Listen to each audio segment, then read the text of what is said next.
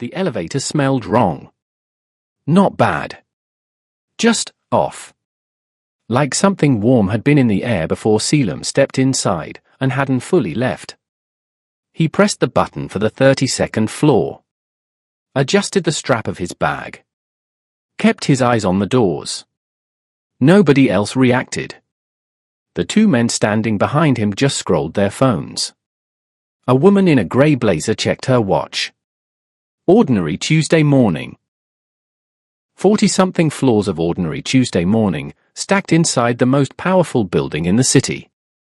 Selim exhaled slow through his nose. His stomach turned, not from nerves. Well, not only from nerves. He pressed one hand flat against his abdomen. Quick! Discreet! Gone before anyone could notice. He had exactly two problems this morning. The first was that he did not belong here. The Virelli Syndicate Tower wasn't the kind of place that hired people like him. Omegas from the Lower East Corridor, with no verified references, no confirmed identity clearance, and a work history that had 3 blank months in the middle of it that he could not explain without explaining everything. He had filled in those gaps with half-truths.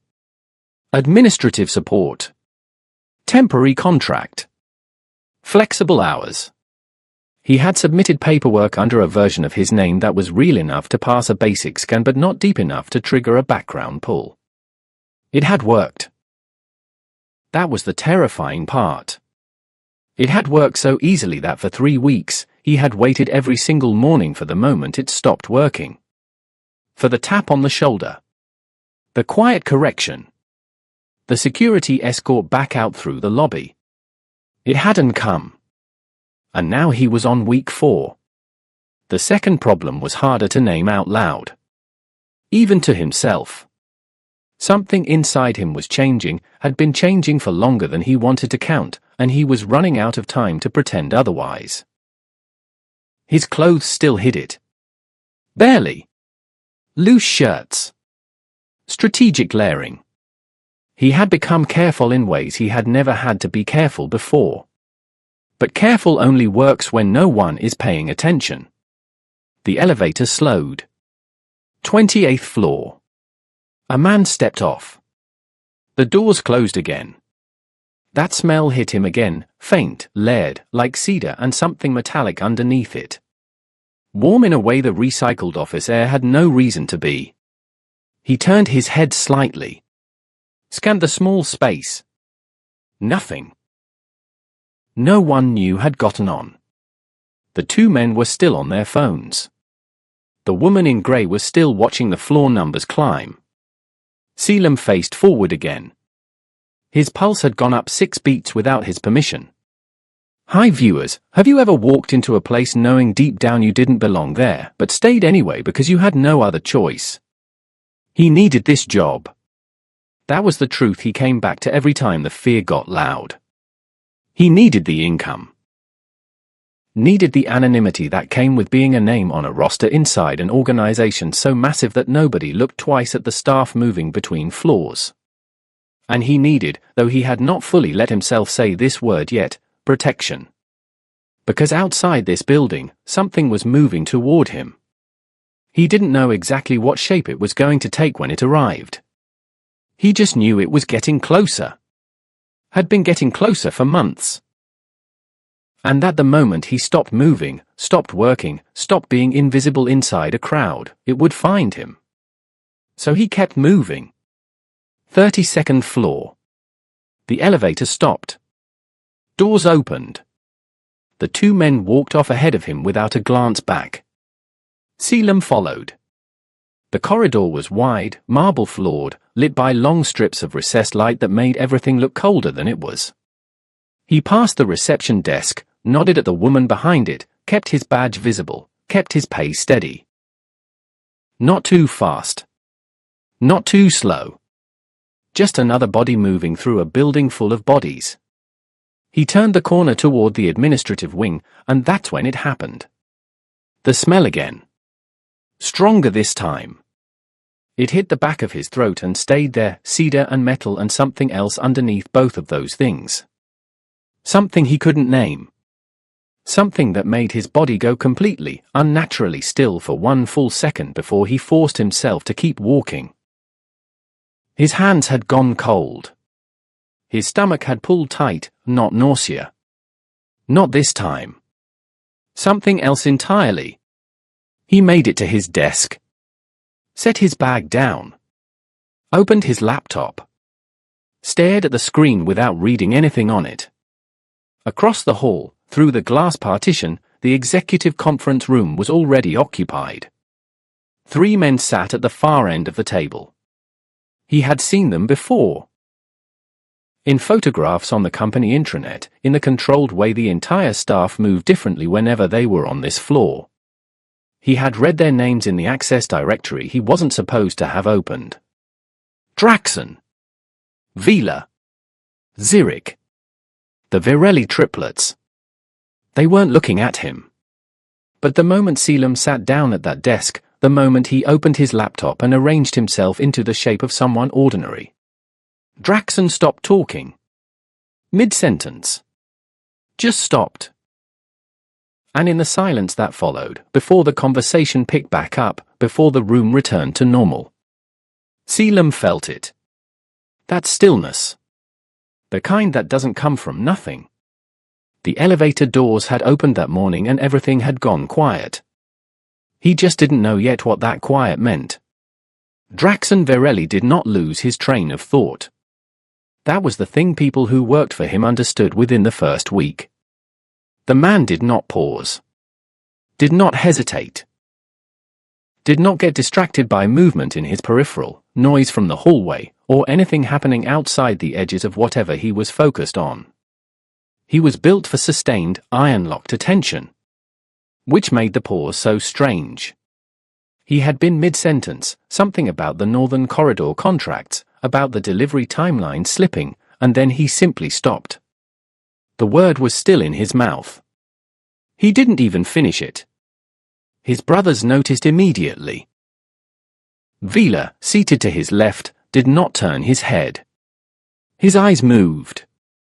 A small, controlled shift from Draxon to the glass partition, back to the surface of the table in front of him.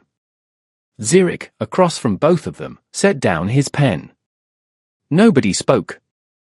Outside, through the partition, a figure settled at one of the administrative desks. Small movements. Bag placed to the left. Laptop opened. The deliberate, careful routine of someone who had learned to take up as little space as possible. Draxon exhaled. Resumed his sentence like nothing had happened. But Vila caught it. The slight flare at the nose. The way his brother's hand had gone flat against the table, not aggressive. Grounded. Like something had shifted under his feet and he was checking to make sure the floor was still solid. The meeting continued. None of them said a word about it. That was the nature of the 3 of them. They didn't need words for the things that mattered most. They had never needed words for those things. In a city full of people who performed power loudly, who announced themselves, who made their presence a theatre production, the Virelli triplets had always operated on a different frequency. Quiet. Precise. Final. They communicated in the pauses between words. In the direction of a glance. In what they chose not to say. So when Draxon stopped mid-sentence and no explanation followed, Vila and Zurich understood that something had registered. They just didn't know what yet. Selim made it through the first half of the morning without incident. He processed 3 file transfers, responded to 14 internal messages, and kept his badge visible at all times. He moved when movement was expected. He stayed still when stillness was safer. He was good at disappearing inside plain sight. Had been practicing it long enough that it felt natural now, the angled posture, the measured pace, the way he kept his face pleasant but closed. Not unfriendly. Just unreachable.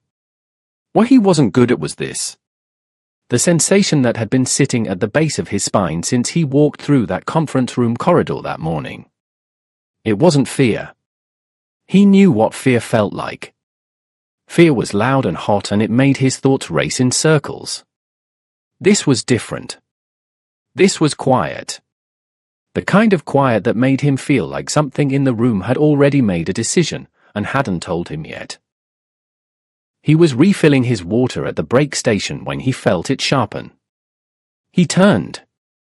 Vila was in the corridor. Not walking toward him. Not looking directly at him. Moving past, two assistants behind him, tablet in hand, conversation clearly already in progress. But for 1 second, one flat, unambiguous second, Vila's gaze crossed the open space between them. It landed. And then it moved on. The whole thing took maybe 3 heartbeats. Selim faced the water station again. Filled his cup. Set the pitcher down carefully because his hand had not been fully steady. Nobody watching would have seen anything. That was what bothered him. There had been nothing to see. Just a man walking down a hallway. And yet... Selim returned to his desk. Pulled up the next task. Read the same opening line 4 times before any of it made sense. Across the floor, the conference room was empty now. The triplets had moved somewhere else. The corridor had gone back to its regular rhythm. Keyboards, low voices, the muted ping of elevators arriving and departing. Everything was exactly as it should be. So why did it feel like the air in this building had rearranged itself? Like something was paying attention. Not to the room. To him specifically. The afternoon moved in slow segments. Around 2 o'clock, Zirik crossed the floor. Selim didn't look up from his screen immediately. He waited, counted 2 full seconds. Before he let his eyes track the movement the way any casual observer might. Zirik was moving toward the east corridor. Unhurried. The kind of walk that said he had decided where he was going 3 minutes ago and had not changed his mind since. He did not look at Selim's desk. But he slowed. Barely. A fraction. The kind of thing that only registered because Selim had spent the last 4 weeks training himself to notice small differences in the behavior of everyone around him. It was a survival habit. It had been that long. Zirik did not stop. Did not speak. Continued on to the east corridor and disappeared around the corner. The woman at the desk beside Selim had not noticed anything. The man at the desk beyond her had not looked up. Just Selim, sitting with his hands flat on his keyboard, realizing something he didn't want to fully form into a thought. They had noticed him. Not the way people notice staff. Not the way busy executives briefly register the people running their building. Something else. Something more precise than that. And when security came by for the standard mid-afternoon badge scan, a thing that happened every day, at every desk, without variation, the guard reached Selim's desk, looked at the badge, looked at his scanner. And moved on without scanning it. No pause. No explanation. Just moved to the next desk. Selim stared at the space in front of him. His badge had not been scanned. That had never happened before. He didn't know what it meant. But he knew, with the specific, bone-deep certainty of someone who had learned to read the shape of danger before it showed its face, that he had just stopped being background. The reassignment came on a Wednesday. No explanation. No meeting. A single internal message, 3 lines long, redirecting Selim's daily task log from the 32nd floor general pool to the 35th floor executive support queue. He read it twice. The 35th floor was where the triplets' primary offices were located. He had never been above 33. He sat with that message on his screen for a long moment before he closed it, picked up his bag, and walked to the elevator like his heartbeat was doing something completely normal. It was not doing something completely normal. The 35th floor was different in ways that were hard to explain to someone who hadn't stood in it. The air was quieter, not silent, but controlled. Like the ventilation system ran on a different setting up here. The lighting was warmer. The staff moved with a particular kind of deliberateness, like people who had been trained to match the energy of the space they were operating in. Which was calm. And heavy. Both at the same time. Selim checked in with the floor coordinator, a woman named Presser who looked him over once with flat, unreadable eyes, handed him a task sheet without a word, and pointed him toward a workstation near the east windows. He took the seat. Pulled up the task list. Didn't look at the offices down the hall. The morning passed in careful segments. He completed the file work. He responded to the routing requests. He did not engage in conversation beyond what was absolutely necessary because something about this floor made small talk feel risky in a way he couldn't fully explain. Nobody spoke to him directly. But he became aware, slowly, the way you become aware of something that has been true for a while before your brain catches up, that people were avoiding him. Not rudely. Not with visible hostility. Just redirecting themselves. A colleague would start toward his workstation to use the shared printer, pause, turn around, walk to the one on the other side of the floor instead. Someone would open their mouth like they were going to ask him something, then close it, then walk away. Conversations happened around him.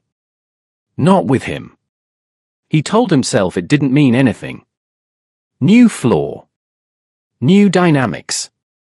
People had their own systems up here and he was the outsider who had just arrived. But then Miko. One of the executive assistants who had been perfectly normal and chatty with everyone else all morning came to stand beside his workstation, opened her mouth, looked at him. And went pale. Just slightly. Just enough. She excused herself and went to the other side of the room.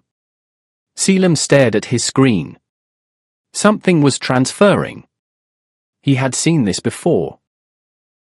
Not here, not in this building, but in places he had passed through during the months he had been moving and hiding and trying not to leave footprints. When alphas paid attention to something, the people around them started treating that thing differently. Not because they were told to. Because they could feel the shift in priority. And if the Virelli triplets had, for whatever reason, in whatever way, directed even a fraction of their attention toward him, then every person on this floor already knew it. Without a single word being said. His body registered the thought before his mind finished it. A slow heat moved up through his chest. His pulse picked up. His hands, resting on the keyboard, went very still. This was the part he could not explain and could not control. In proximity to them, even indirect proximity, even just being on the same floor, his body was doing things he had no instructions for. A warmth that had nothing to do with the room temperature. A heightened awareness of sound, of movement, of the directional pull of his own attention toward the closed office doors at the end of the corridor. He pressed his feet flat to the floor. Focused on his screen. Breathed through it. Just after 2 in the afternoon, Zirik came out of his office. He moved to the central corridor. Said something in a low voice to one of the assistants. Accepted a folder. Turned to go back. And stopped. Not dramatically. Not with any visible reaction. He simply stopped. And his gaze moved across the floor to the east window workstation where Selim was sitting. It landed there. And stayed. Selim felt it like a hand placed on the back of his neck. He did not look up. He kept his eyes on the screen, kept his hands moving, kept every line of his body arranged into the shape of someone who was not aware of being watched. The watch lasted 10 seconds. Maybe 12. Then Zirik walked back into his office. The floor resumed. The air thinned back out. 2 desks away, a colleague laughed at something on her phone. Selim exhaled. His shirt was slightly damp at the collar. That was around 2:15. By 2:40, he had almost convinced himself that the moment hadn't happened the way he remembered it. Then he heard it, just around the corner, Two voices, low and quick, not meant for him. Logistics are already complicated enough without this. He shouldn't be here. 3 words. Matter of fact. No edge to them. Not a threat. Just a statement of fact, the way you'd state that a file was in the wrong folder. He shouldn't be here. Selim did not react. Did not shift in his seat. Did not let his breathing change. But his hands had stopped moving on the keyboard. And his stomach, the part of him that had been quietly changing for months, the part he kept hidden under loose fabric and careful posture, had pulled in tight. Someone knew something. He just didn't know yet what they thought they knew.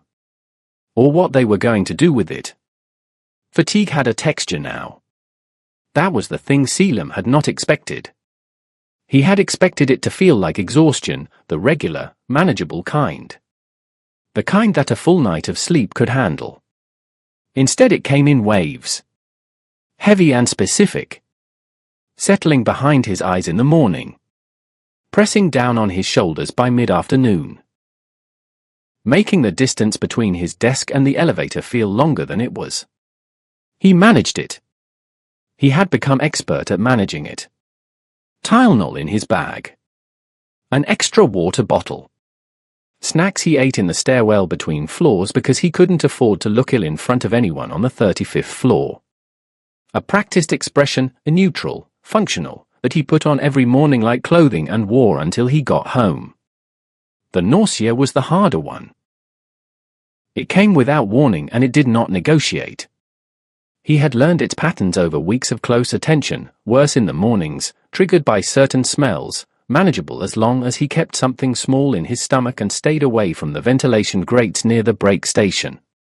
He was doing fine. He kept telling himself that.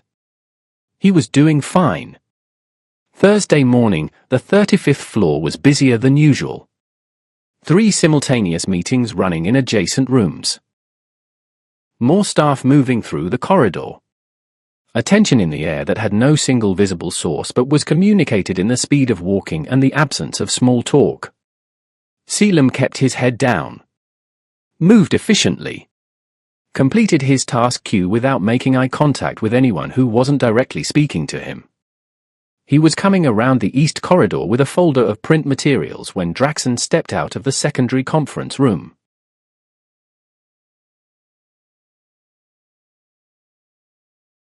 Not running.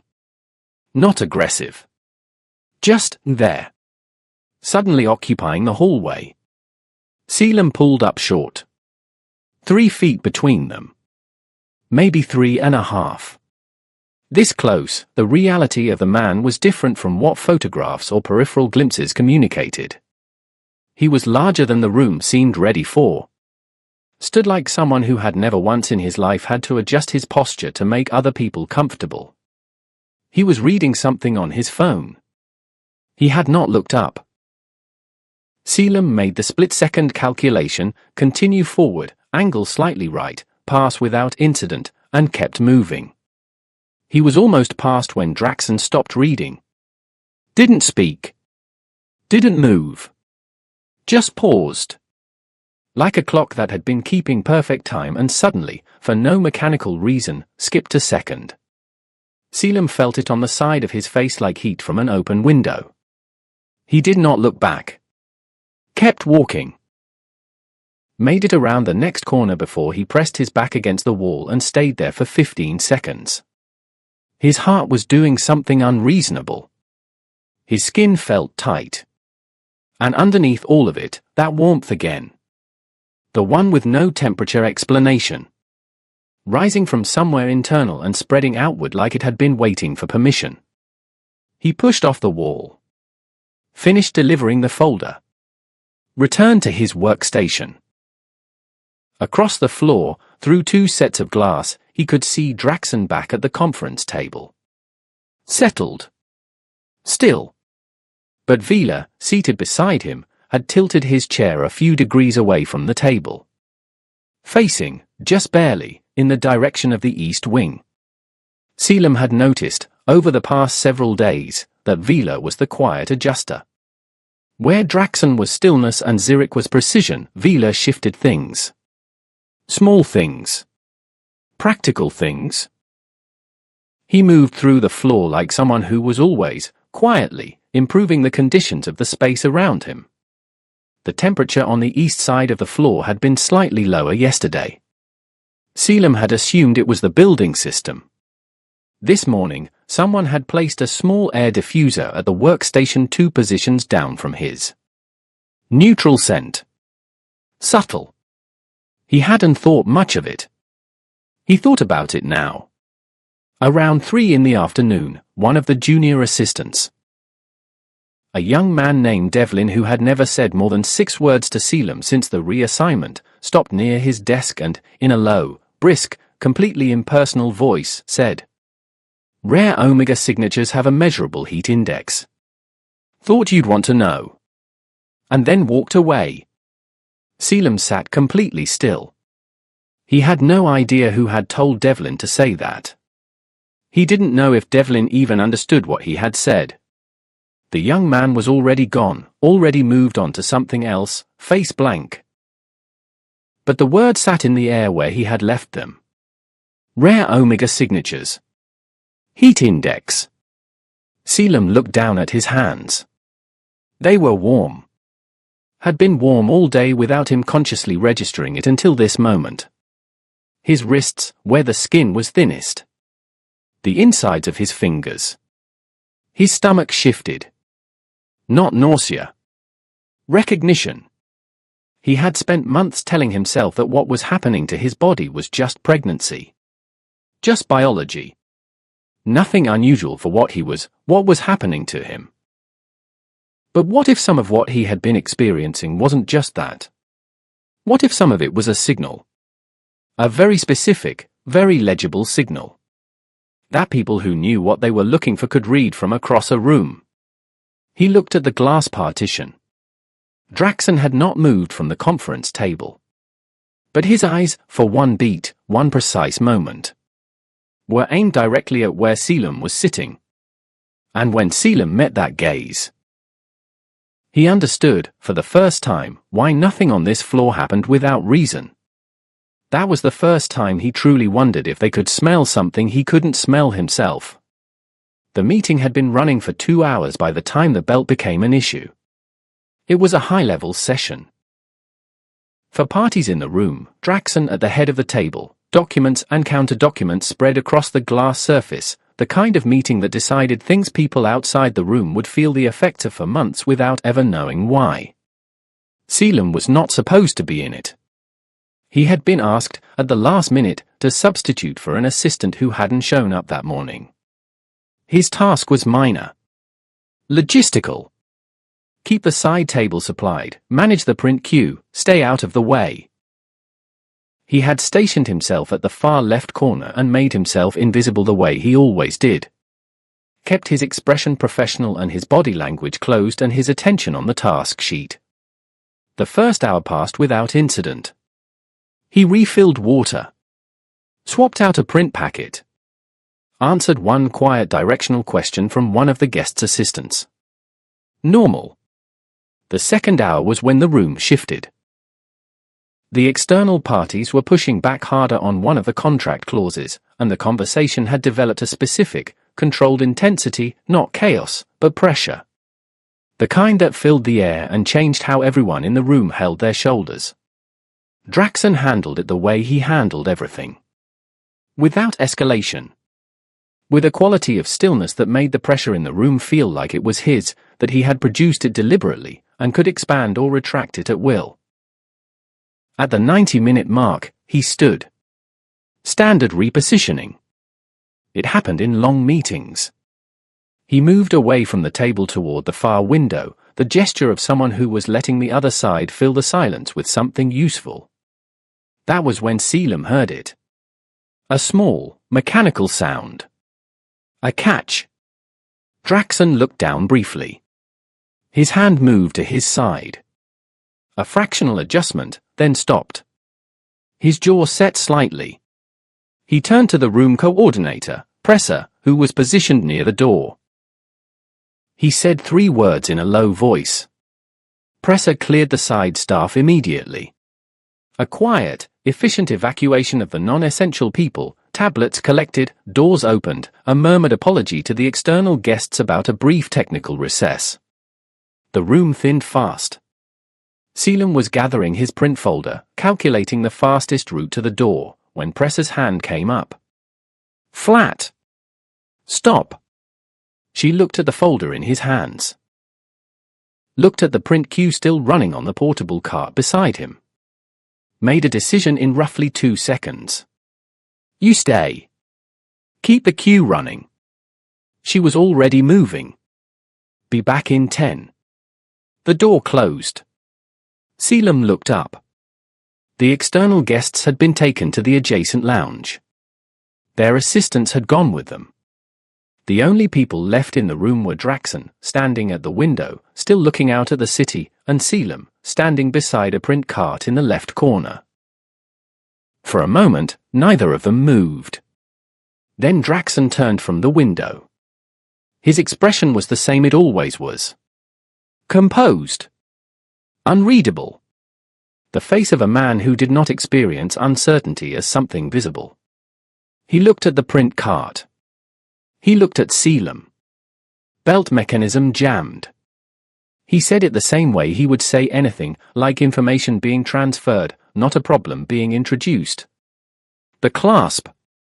I need it corrected before they come back. Selim's mind ran the calculation instantly. Getting someone else would cost 7 minutes minimum. The recess was 10. There wasn't time to track down building maintenance for something this simple. He was already here. He set the folder down. Okay. His voice was steady. It surprised him a little that it was steady. He walked across the room. Stopped in front of Draxon.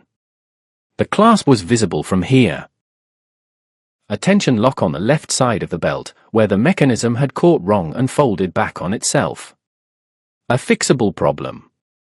A 30-second fix. He looked at it. Looked at the distance between them. Draxon said nothing. Did not step back. Did not adjust. Just waited, in the way that he did everything, like he had already decided what the outcome was going to be and was simply letting time catch up. Selim's hands were steady. He reminded himself of that. He knelt. The floor was marble and cold through his pants. The room was quiet in the specific way large rooms go quiet when they are suddenly empty, like the air remembered what was in it before and hadn't finished adjusting. He reached for the clasp. His fingers found the tension point. He needed to release the lock mechanism without yanking the fabric, a delicate pull on the inner tab while pushing outward on the frame. He focused on it. Just that. He was 3 seconds in when everything in his body changed. He didn't move. His hands kept working. But something, some signal, some chemical shift, fired through him so fast it felt like a current. A heat that started low and spread upward. His lungs tightened. He did not understand what was happening. He did not lift his head. His fingers were almost there. Almost had the tab aligned. 2 seconds more. 1. The clasp released. Smooth. Clean. He exhaled once. And then. Draxon inhaled. Sharp at first. Barely audible. Then slower. Intentional. Selim felt the shift happen before he saw it. He felt it in the air above him. In the quality of the stillness that followed that breath. He looked up. Draxon's hand was gripping the edge of the window ledge. Not casually. Not resting there. Holding it. His eyes had not moved from the space above Selim's head. Like he was looking at something that existed just past the visible. Something only he could track. Selim did not move. Could not, for a moment, locate the instruction to move. Because the expression on Draxon Varelli's face, controlled, iron-locked, built to never break, was fractured. Just barely. Just enough. and the sound of the door handle at the far end of the room, presser returning, external guests being escorted back, the meeting resuming, was the only thing that existed between where they were and whatever was about to happen next. Draxon did not move. That was the first thing. The door handle turned. Presser's voice came through from the hallway, a measured, professional, the practiced sound of someone managing a transition. The external guests were being walked back. 30 seconds, maybe 40, before the room filled again. Draxon did not move.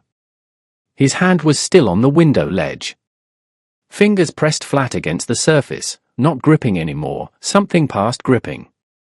Like the decision to hold on had already been made and the body was just executing it on a delay. Selim was still on one knee. He needed to stand up. He understood that. His brain had issued the instruction. His legs were just not cooperating. Because Draxon was still looking at him. Not at his face. Past it. Through it. The way a person looks when what they're processing isn't visible, when the information is coming from somewhere other than sight. The door opened. Presser stepped in first, efficient and forward-facing. Then two of the external guests. Then the rest of the room. Filling in the way rooms do, with the low noise of conversation resuming, chairs adjusting, papers resettled on the table. Selim stood. He did it cleanly. Quietly. Picked up the print folder. Moved back to his station at the left wall. His face was professional. His hands were warm. And across the room, Draxon had turned away from the window. Had settled back at the head of the table. Had picked up the document on top of the stack with exactly the same composure he carried into every room he entered. Like nothing had happened. Almost. But Vila was already in the doorway. Selim hadn't seen him enter. Didn't know if he had been in the hall during the recess or if he had come from somewhere else. But he was there now, leaning just inside the frame, one shoulder against the wall, his attention doing something very specific. It wasn't on the external guests. It wasn't on the documents. It was moving between Draxon at the table and Selim at the left wall. Back and forth. Measuring something. Zirik appeared behind him. Not in the doorway. Further back. Standing in the corridor with one hand resting on the frame, facing in. He didn't enter the room. He didn't need to. Because what Selim understood now, with a clarity that hit like cold water, was that they had already known something was different. Before the meeting. Before the recess. Before the belt and the kneeling and the proximity that had cracked something open in the air between him and Draxon. They had known. He had just revealed how much. The room was full now. Presser was coordinating. The meeting was resuming its rhythm. Selim kept his back straight and his face still. Inside, his entire system was doing something that had no name yet. Heat. Recognition. A pull in a direction he had no intention of following. He pressed his feet to the floor. Focused on the print cue. At the table, Draxon lifted his pen. Paused. His posture shifted, nearly invisible, the kind of adjustment that only registered if you had spent weeks watching how this man occupied a room. His shoulders dropped a quarter inch. His chin angled down slightly. The grip on the pen loosened. Not relaxed. Settled. Like something that had been running a search had finished. And found. At the far side of the room, Zirik stepped forward into the doorway. One step. That was all. Selim felt it like a drop in pressure. Like the room had just gotten smaller. Not because anything visible had changed, nobody had spoken, nobody had raised a hand, nobody had made a sound. Just that one step. And the weight of three separate kinds of attention converging on the same point. Him. The meeting continued. And then, Quiet, low, the exact volume of something not meant to carry, Draxon spoke. Not to the guests. Not to Presser. To the room, in a voice that didn't need to be loud to reach every corner of it. Say nothing. 2 words. Not a question. Not a suggestion. A command that landed with the specific weight of someone who had never once in his life needed to repeat himself. The temperature of the room did not change. But everything in it did. The rival envoy came in without knocking. That was the tell. Nobody walked into a Verelli meeting room without being cleared. Nobody opened that door without going through 2 separate check-ins and a direct authorization from the floor coordinator. The system existed because of what happened the last time someone decided the usual process didn't apply to them. That had been 4 years ago. The results were not discussed publicly. So when the door opened, mid-meeting, mid-sentence, no knock, no announcement, the room registered it the way a body registers a sudden sound in the dark. Instant. Full. Every person in that space went still before they consciously chose to. 3 men entered. The one in front was named Dishon Colt. He was the kind of man who wore his authority like a coat he had put on that morning and hadn't taken off since. His organization, the Colt Meridian, had been pressing into Verelli territory for the better part of 2 years. Not successfully, but consistently. With the specific, grinding persistence of something that refused to accept that the answer was no. Dishon stopped in the center of the room. His eyes went to Draxon first. Then moved. Swept the table. The guests. The far wall. And paused. Selim did not breathe. He was standing at the left station, folder in hand, positioned the way any support staff member would be positioned, near the wall, half a step behind the main line of action. Invisible, ideally. Dishon's gaze stopped at him. For 1 second. Maybe 2. Long enough. One of the men behind Dishon leaned forward and said something too low for the room to catch. Dishon's jaw tightened. His attention didn't move from Selim. This was what fear actually felt like. Not the anticipatory kind. Not the low background anxiety Selim had been managing for months. This was the sharp kind. The kind that hit your spine first and worked outward. Because Dishon Colt was not here for the meeting. He was here because he had found something. Draxon had not stood up. That was important. He was still seated, pen in hand, the document open in front of him. His body was completely, almost unnaturally still. Like a pressure system that had not yet released. Vila was behind Selim now. He hadn't crossed the room dramatically. Hadn't announced himself. He had simply moved, at some point in the last 30 seconds, from the doorway to a position that put him between Selim and the center of the room. Selim hadn't even seen it happen. Zirik was at the table's edge. Dishon took another step forward. "We're looking for someone," he said. Like this was a reasonable thing to say in the middle of a negotiation he had not been invited to. Like the room and everyone in it was a resource he was simply choosing to use. No one answered. That silence was deliberate. Draxon set his pen down. Slowly. Then he stood. Not fast. Not in a way that communicated threat, at least not through motion. The threat was something else entirely. It was the way the room adjusted. The way the air redistributed itself around the fact that he was now vertical. He did not say a word. He just stood there. And Dishon, who had walked through a door nobody was supposed to walk through and delivered a sentence nobody was supposed to deliver, slowed. His next step didn't come. His shoulders had changed. The coat of authority he had walked in wearing was doing something different now. Not gone. But pressing differently, like something was pushing back against it from all directions without touching it. The man behind Dishon shifted his weight. Just slightly. The way people shift their weight when the instinct to leave is fighting the order to stay. That matters. Real power doesn't announce itself with volume. It doesn't need an introduction. It changes the physical math of a space before a word is spoken. The way the ceiling seems lower, the way the temperature feels different, the way your body's own signals start telling you that staying still is not safe. Dishon had walked in with leverage. He was discovering, in real time, that leverage has a ceiling. And he had reached it. His eyes moved back to Selim.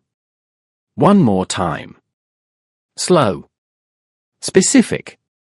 "We'll take him," he said. 3 words. Flat. Certain. The statement of a man who had built an entire career on saying things once and watching other people comply. Draxon looked at him. Said nothing. The silence lasted for full seconds. And whatever Dishon Colt read in those for seconds, in the stillness of the man across the room, in the position of the other 2 who had not moved but were somehow closer, was enough. His jaw tightened. His next breath was slower than the one before it. He did not take another step. Dishon left. No declaration. No final word. He simply, after another 3 seconds of standing inside the weight of the room, turned. Said something to the men behind him that nobody else heard.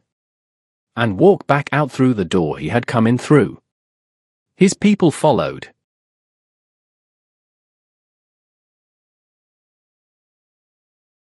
The door closed. The room did not immediately return to normal. It stayed quiet for a moment longer than it should have. The external guests were looking at their folders, at their phones, at any surface that wasn't the space Dishon Colt had just been occupying.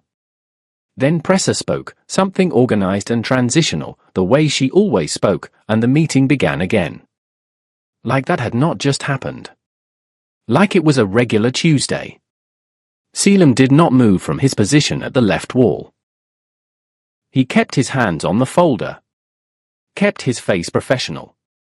Did the thing he had been doing for months, arranged his body into the shape of someone who was fine. But Vila had not gone back to the doorway. He was still positioned between Selim and the center of the room. Close enough that Selim was aware of him the way you're aware of a wall, as a thing that was there, that had mass, that defined the edge of a space. It did not feel like a coincidence. The meeting wrapped in 20 minutes. The external guests were seen out with the usual efficiency. The room cleared. Presser collected materials, said something brief to one of the assistants, and moved toward the door. She paused before she left. Looked at Selim. Said, simply, "You're not going back to the East Wing today." Then she left. Selim stood in the empty room. He had questions. He had approximately 40 questions lined up and ready to be asked. He did not ask any of them.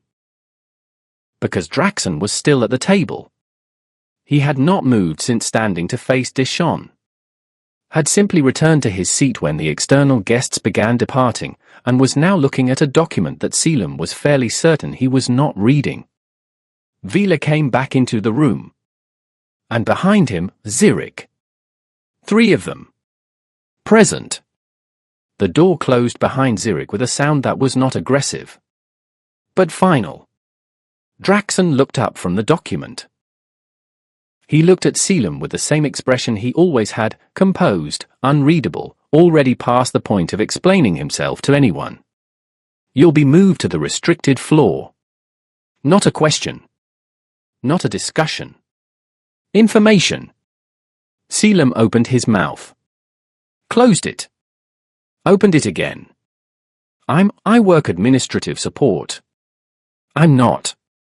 I know what you are. Draxon said it without inflection. The way you say something that is simply true and does not require any particular tone to communicate. That's not what I said. Vila had gone to the window. He was adjusting something on his phone. Making a call or sending a message, something quiet and immediate. Zirik was looking at Selim. Not the way Dishon had looked at him. That had been calculation. Assessment. The look of someone deciding whether a thing had value. This was different. Zurich looked at him like he was trying to understand something specific. Like a question had presented itself and he was working the answer out in real time. Is this protection? Selim said. His own voice surprised him. It came out steadier than he expected, which meant the thing underneath it was working hard to stay contained. Or is it something else? Nobody answered immediately. Vila finished whatever he was doing on his phone. Put it in his pocket. Increase security on the restricted floor. He said it to the room in general. Or to one specific person in it. There was no visible difference. Full coverage. Beginning tonight. He looked at Selim then. Just for a moment. Something in his expression that wasn't quite warmth. Wasn't quite distance. Somewhere in between those two things. Something that, in a different situation, in a different life, Selim might have let himself call reassurance. Safety becomes dangerous when you don't know its price. He knew that. He had always known that. And yet, standing in this room, with these three men who had blocked a door without being asked, who had moved a rival back without raising their voices, who had quietly rearranged the world of this building around him without his permission and without explanation.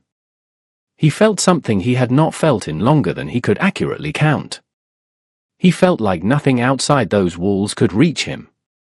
That feeling scared him. Not because it wasn't real. Because it was. He was taken to the restricted floor that evening. Presser managed the logistics. His workstation was relocated. His access badge was updated, properly this time, with a full clearance that bypassed every scan level between him and the top for floors. He was given a room. Private. Clean. Overlooking the east side of the city. Nobody explained why. Nobody explained anything. He sat on the edge of the bed that night, in a building he had snuck into on a false identity 6 weeks ago, on a floor he had no legitimate reason to be on, with a badge that now opened doors that even most executives in this organization couldn't touch. And all he could think was, what did they find in him that made all of this make sense to them? What did they know? The file arrived on a Thursday. No header. No routing number. Nothing that identified who had pulled it or why it had been placed, quietly, without explanation, on the desk of the restricted floor's private coordinator. But it existed. And once it existed, certain things could not be unknown. It started with a name. Not Selim's current name. The other one. The older one. The one attached to a lineage that had been sealed in 3 separate jurisdictions 18 years ago and was not supposed to be accessible without a direct authorization from one of 5 people in the world. 2 of those 5 people were currently sitting in offices on the floor above the one where Selim slept. The third was dead. The file was thin. 8 pages. Dry language, the kind that governmental and organizational records use when they are describing things that matter enormously and want to communicate them as though they don't. Genetics. Bloodline certification. Annotation, halfway down page 3, that read, Omega carrier, class R rare continuation sequence. Verified maternal origin. Connected lineage, Virelli primary bloodline, 3rd generational branch. Pause on that. Class R. That designation existed in roughly 1 in 40,000 Omega births. It meant that the carrier's biological profile was not just compatible with, but specifically designed, by some combination of genetics and chance, to continue a bloodline that had otherwise gone dormant. Not just any bloodline. This one specifically. The Virelli line had not produced a successful continuation in 11 years. Not for lack of trying. Not for lack of resources. The biology simply hadn't aligned. The specific sequence that made continuation possible had not appeared in any Omega connected to the family in over a decade. Until now. Until Selim. Draxon read the file in his office at 4 in the morning. He read it once. Then he set it on the desk, leaned back in his chair, and sat in the dark for a long time. The city outside the window was still doing what cities do at 4 in the morning, breathing in that specific, low register that was different from any other hour. Not quiet. Just changed. He had known something was different the moment the elevator doors opened on the 32nd floor that first morning. Had not known what it was. Hadn't let himself name it, because in his experience, naming things before you understood them completely was how good decisions became bad ones. He had watched instead.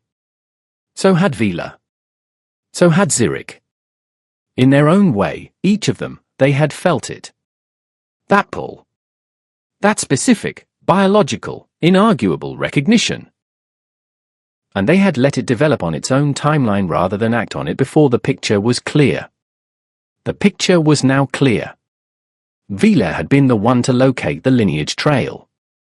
Zurich had run the verification. The file was the result.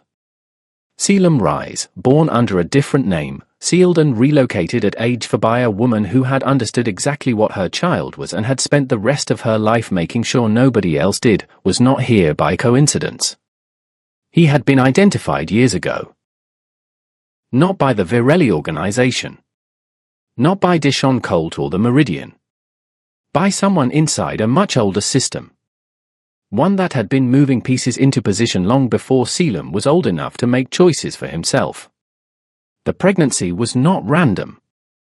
It was the sequence completing itself. Class R carriers did not conceive without a matching biological trigger. The genetics required it. Which meant. Draxon did not finish that thought out loud. He didn't need to. Vila was in the doorway. Had been for some time, from the look of it. Leaning against the frame the way he did when he had something to say but was deciding on the timing. He needs to know, Vila said. Yes. Draxon did not look up from the desk. Not all of it at once. No. A pause. Zurich's voice came from somewhere behind Vila in the corridor. He wasn't in the doorway, but he wasn't far. The Meridian will try again. They've identified what he carries. They want the sequence. Draxon looked up from the desk then. They won't get to him. Not a promise. Not a declaration. Just a fact. The same way gravity was a fact. The same way the city outside the window was a fact. Vila straightened. He's been looking for someone to trust for a long time. He said it in the way he said most things, with the particular flatness that meant he was stating something important and had chosen this exact moment to state it intentionally. He hasn't found one. Draxon picked up the file. Looked at the notation on page 3 one more time. Connected lineage, Virelli primary bloodline, 3rd generational branch. They had been looking for him. For years. And he had walked through their front door. The city did not know anything had changed. That was the thing about massive shifts, the real ones, the ones that rearranged something fundamental. They didn't announce themselves. The streets outside were doing what they always did. Cars. Lights. The low, continuous sound of a place that never fully stopped. Inside, on the restricted floor, in the room overlooking the east side of the city, Selim was awake. He had not been to sleep. He was sitting on the edge of the bed, the same position he had been in when they brought him up here hours ago, with one hand resting flat against his stomach. Still. Quiet. He wasn't thinking in full sentences. The thoughts were coming in pieces. Images and sensations and the specific weight of things he had been carrying alone for so long that he had forgotten what the original load actually felt like before all the extra weight got added to it. The false name. The months of moving. The morning he had stood in a pharmacy in the Lower East Corridor and stared at the result of a test he had already known the answer to and had still needed to see in front of him to believe. The decision to take this job. The elevator on the first morning. That smell. He pressed his palm flat. Beneath it, something that was real. That had been real for longer than he had allowed himself to fully accept. Not just a condition to manage or a problem to hide. A life. Small and inconvenient and not at all part of the plan he had constructed, but real. He breathed through it. The city lights moved on the wall opposite the window. Slow. Shifting. The way shadows move when the light source is distant and everything between you and it keeps changing. He thought about the way Draxon had gone still above him in that conference room. Not from surprise. From something older than surprise. He thought about Vila positioning himself between Selim and the room without being asked. He thought about Zirich's single step into the doorway, and how that one step had been more than most people manage with their entire bodies. He did not know what he was to them. That was the honest answer. He had theories. He had the biological reality of what his body had been doing in proximity to them. He had the observable fact that 3 of the most powerful men in this city had quietly rearranged the architecture of his safety without asking what he wanted. He did not know if that was care. Or ownership? He did not know if those 2 things were, in this world, always different. His hand moved. A slow circle. The most natural motion in the world. The most complicated one. Outside, the city turned slowly toward morning. The light at the edge of the window was changing, barely, the way it does in that hour before sunrise when the sky hasn't fully committed yet. Dark, but less dark. The first suggestion of something coming. He had walked into this building 6 weeks ago with 2 problems and a plan held together with false paperwork and the specific, exhausted courage of someone who had run out of other options. The plan was gone now. What had replaced it was something he didn't have words for. Not safety. Not exactly. Not danger. Not anymore. Something in between. Something that occupied the space where his certainty used to be and hadn't finished taking shape yet. He thought about what Deshaun Colt had said. "We'll take him." He thought about the silence that had followed. And the fact that he was here. On this floor. In this room. With a badge in his jacket pocket that shouldn't exist and a building full of people below him who had shifted their behavior around him like a tide moving around a new object without deciding to. He pressed his palm flat again. Breathed.